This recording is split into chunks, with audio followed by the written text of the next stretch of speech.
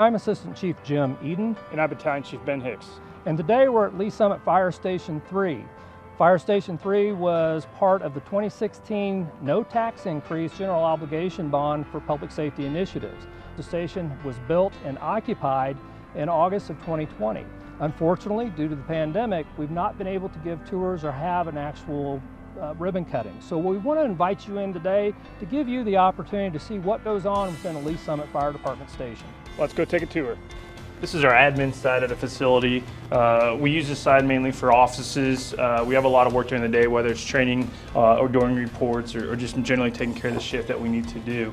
At this particular station, Station 3, we do have an assistant chief that works out of here. That person has their own office where they need to manage what's going on throughout the day with the shift and staffing, and as well as running calls out of here.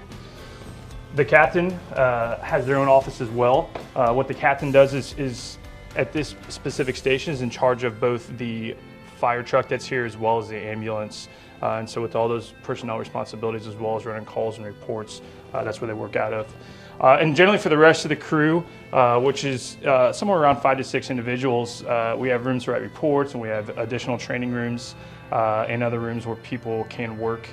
Walking into our living area, I think it's important to recognize that we work 48-hour shifts. So in the evenings, after 5 o'clock, after work is done, we may have the opportunity to catch a game or something else as long as we're not running calls.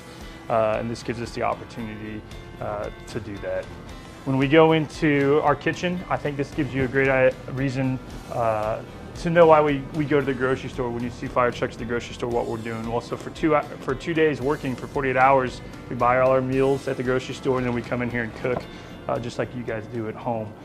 So everybody has their own fridge on each shift as well as their own pantry, and then we cook those meals here.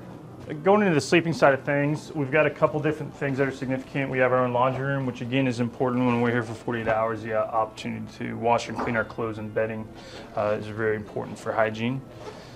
And walking into where our beds are, we keep the kind of sleeping quarters over on one side of the building. It gives us both easy access out to where our fire apparatus are, as well as kind of keeping it a little bit quieter for those people that have been up all night running calls. We have 11 bedrooms here at this station, and the reason we built it with so many bedrooms is we want to give ourselves as a city the opportunity to expand. So if we need to put another apparatus here or numerous other people working at this station, that's already in place as far as infrastructure goes, and we don't need to go back and try to make it bigger or better, and that's really important for us, especially because the old station was so small. Back out on the apparatus floor, we have doors facilitated as many places as possible, so that way when we're sleeping at night and a call comes out, we can make our way out fairly quickly to get out onto the truck if we need to and run a call. On the other side of the station, we kind of have other stuff that we may want to keep separated if we want to. Physical fitness is very important to us as firefighters. So in order to better ourselves and make sure we're as healthy as we can to do this job, we have our own gym facility here that we kind of go throughout the day when we can and get an opportunity to come in and work out. Our goal when we run calls, when we get back to the station after calls, our goal is to get ready to go back as soon as we can to run another call. So we have the opportunity or capability here to fill up our air tanks. You can see firefighters wear the big air tanks on their backs, and they use those in a fire. We can come back and fill those up and make sure that we're ready to go again when we're wanting to go run another call. We have our own workshop here. We work on a lot of our tools and making sure that everything's clean and operational, and this gives us the capability to do that, again, to make sure that we have everything we need and we're as capable as we can be running calls throughout the city. Cancer prevention is very important in the fire service right now. Because of that, we have an extractor machine, and what this does is gives us the capability when we come back from a fire, we can put our bunker gear into this machine and get all that really nasty crud off of our gear.